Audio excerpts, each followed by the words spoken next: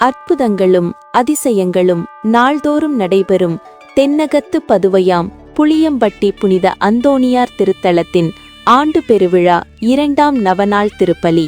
காலை 6 மணிக்கு திருப்பலியை நிறைவேற்றுபவர்கள் அருட்தந்தை விமலன், அருட்தந்தை விமல் ஜோசப் பங்கு தந்தையர், தொன்போஸ்கோ விடிவெள்ளி ஆலங்குளம் பங்கு, மதுரை உயர்மறை மாவட்டம். மாலை 6 மணிக்கு திருப்பலியை நிறைவேற்றுபவர்கள் கோவில்பட்டி மறைவட்ட அருட்தந்தையர்களின் சிறப்பு திருப்பலி.